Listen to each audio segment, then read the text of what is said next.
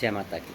सर्वमंगल मांगल्ये शिवे सर्वार्थ साधिके शरण्य त्र्यंबके गौरी नारायणी नमोस्तुते। नवरात्रि के पावन अवसर में हम सब लोग दुर्गा सप्तशती का पाठ बड़ी विधि विधान से, बड़े प्रेम से, बड़े भाव से, बड़ी श्रद्धा से करते हैं। इस पाठ को करने का, पाठन का एक संकल्प अनुसार जो कामना पूर्ति के लिए किया जाता है वो हर अध्याय के एक अलग है। तो आज हम उसी विषय में बात करेंगे और इसी के आगे जो अगली वीडियो होगी वो इसी संदर्भ में आगे बनेगी।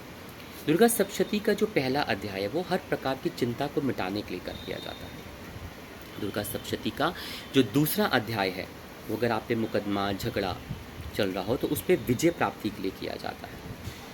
दूसरा सप्तशती का तीसरा अध्याय का संकल्प अगर आप करते हैं तो वो शत्रु से छुटकारा पाने के लिए किया जाता है। दुर्गा सप्तशती का चतुर्थ अध्याय मतलब चौथा अध्याय भक्ति, शक्ति तथा दर्शन माँ भगवती के प्राप्त करने के लिए किया जाता है, उनकी आराधना के लिए, उनकी सेवा में रहने के लिए, उनकी चरण सेवा में सदैव रहने के लिए, या कहिए उनके चरण बिंदु के अंदर हमें सौभाग्य प्राप्त जो होता है भक्ति का, उसके लिए किया जाता है। दुर्गा सप्तशती का जो पंचम अध्याय है वह भी माँ भगवती की भक्ति प्राप्त करने के लिए, उनसे शक्ति प्राप्त करने के लिए, उनके दर्शन प्राप्त करने के लिए, उनकी सेवा का सुअवसर प्राप्त करने के लिए किया जाता है। जब तक मैं जिंदा हूँ माँ तेरी सेवा ही मुझे मिलती रहे। माँ भगवती का जो सप्तशती का जो छठा अध्याय है, षष्ठ अध्याय है, षष्ठम, वो हर तरह के डर, शक, बाधा को हटाने के लिए किया जाता है। आपके अंदर कई बार हम एक इन्फिनिटी कॉम्प्लेक्स में, एक अजीब से डर में, एक गिल्ट में रहते हैं, पता नहीं होता क्या है, तो उससे दूर पाने के लिए छठे अध्याय का अगर पाठ का संकल्प उठाते हैं तो ये आपको बहुत ही लाभकारी फल प्राप्त कराता है। हर तरह को शक हो, अंदर कोई आपके एक डाउट जो चल रहा है जो क्लियर नहीं, तो उसको भी दूर करने के लिए बहुत अच्छा होता है। कोई अड़चने आ रही हो, रुकावटें आ रही हो, बाधा आ रही हो तो उसे दूर करने के लिए छठा अध्याय बहुत ही लाभकारी सिद्ध होता है।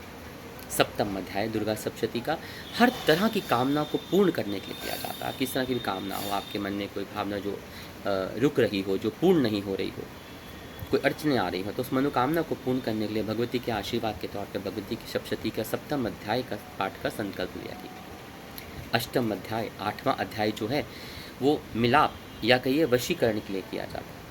इसका गलत इस्तेमाल लोग नहीं करते और करना भी नहीं चाहिए। मतलब अगर आपके कुछ संबंध हैं जो उसमें मन मुटाव हो रहा है, किसी वजह से जो अनबन हो रही है या अलगाव हो रहा है या प्रेम जो आपके संबंधों के अंदर होना चाहिए वो नहीं है जैसा होना चाहिए, तो उसलिए आप भगवती के अष्टम अध्याय, आठवें अध्याय का संकल्प लेकर सप्तशती का पाठ को कीजिए। दुर्गा सप्तशती का जो नौवां अध्याय है, कहा जाता है कि वह भी पुत्र प्राप्ति के लिए बहुत ही अच्छा होता है, संतान प्राप्ति में कहूँ उसके बहुत अच्छा होता है और हर प्रकार की कामना को पूर्ण करने के लिए बहुत अच्छा होता है।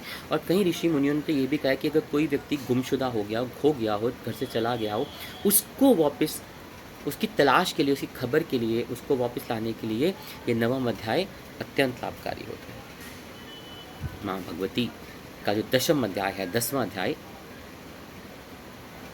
वह भी नवम अध्याय की तरह संतान प्राप्ति, कामना की पूर्ति और गुमशुदा व्यक्ति जो चला गया हो, रुष्ट हो गया हो, वापस नहीं आ रहा हो, इस वजह से उसके लिए क्या है, मतलब नवम और 10वां अध्याय दोनों का पाठ अगर आप एक साथ करते हैं तो ये कामना प्राप्ति पूर्ण होना, हर प्रकार की कामना की सिद्धि होना या उसको प्राप्त करना, संतान प्राप्ति होना, संतान में कोई अड़चन आ रही हो, आ रहा हो, रुकावट आ रही हो, उसको होना, या गुमशुदा की तलाश, जो कोई व्यक्ति रुष्ट हो गया और चला गया, उसकी खबर नहीं लग रही, तो उसके लिए बहुत ही लाभदायक होता है।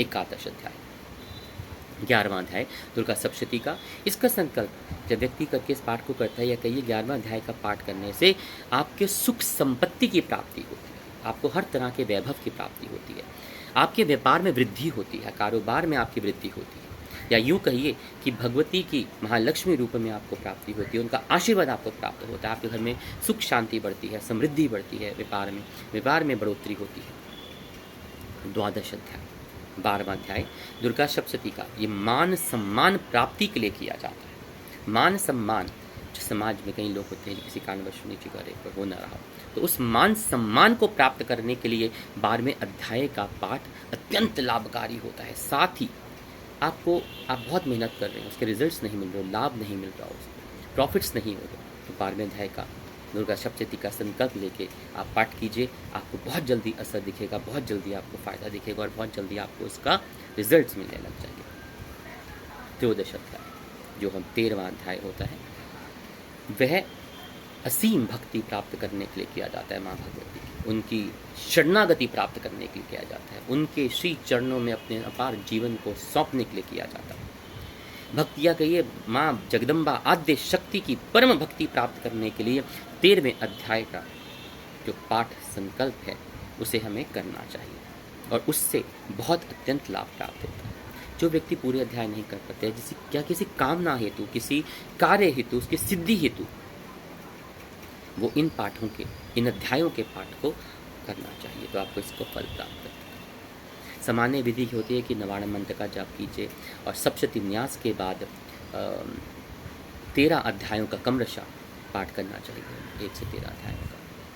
प्रातःकालीन उठ के स्नान ध्यान कीजिए, पूजा पाठ अपने निवृत्त कीजिए, अपने आप को नित्य कर्मों से माँ भगवती का धूप जोत देसी घी के लिए उसको अर्चन कीजिए, नैवेद्य अर्पण कीजिए, पंचमेवा अर्पण कीजिए, लाल वस्त्रों से उनको सुशोभित कीजिए, फूलों की माला, लाल गुलाब के फूलों की माला या लाल गुलाब अर्पण कीजिए। उसके बाद कीलक, कवच और अगला सूत्र का पाठ करना, साथ ही सप्तशती के मूल मंत्रों के साथ पाठ करना और उसके बाद 13 अध्यायों का पाठ करना, ये विधि होती है। इसको ऐसे करना चाहिए। आज के दौर में इसमें अथर्वशीष, कुंजिका मंत्र, वेदोक्त रात्रि, देवी सूक्तम आदि पाठ भी समाहित हो गए हैं। अगर आप ये भी करते हैं, कुंजिका सूत्र एक अलग ही बहुत ही शक्तिशाली सूत्र है। तंत्रोक देवी जो देवी वेदोक्त तंत्र मंत्र है वो भी बहुत ही, अगर उसके विषय में एक अलग वीडियो बनाते हैं। तो अगर आप ये साथ में करते हैं तो बहुत उत्तम, अन्यथा आप कीलक, कवच कीजिए, अगला कीजिए, कीलक कीजिए और 13 अध्यायों का पाठ कीजिए, भगवती की आरती कीजिए, नैवेद्य प्रसाद अर्पण कीजिए।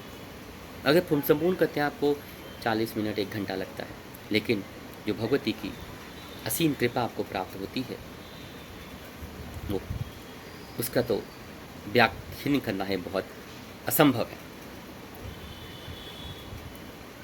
बहुत सरल विधि मानी गई है।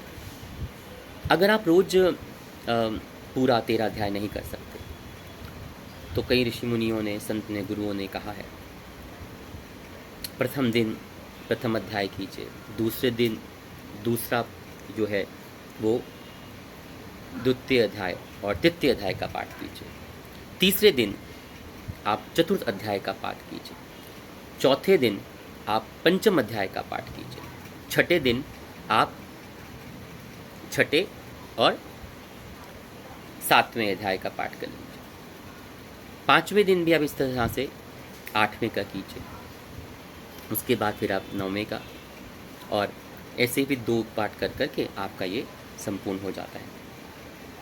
अष्टमी तक आप इसको संपूर्ण कर सकते हैं, इसकी विधि को संपूर्ण कर सकते हैं। जो लोग इसको सप्तशती को 7 दिन में पूर्ण करना चाहते हैं उनको फिर 2-2 अध्यायों का पाठ करना पड़ता है उस हिसाब से। ये आपकी भाव, आपकी श्रद्धा, आपकी भावना के ऊपर है। और अगर आप 13 अध्यायों का पाठ रोज करते हैं या आप किसी खास कामना हेतु करना चाहते हैं तो उस पर्टिकुलर जो आपको बताया है उस पर्टिकुलर अध्याय का पाठ कवच, अर्गला और कीलक के साथ इसको कीजिए, आपको अत्यंत अत्यंत लाभकारी फल प्राप्त होगा। आगे वीडियो आपसे शुरू मिलेंगे। अच्छा लगा हो तो शेयर कीजिए, कमेंट कीजिए और सब्सक्राइब कीजिए। जय माता।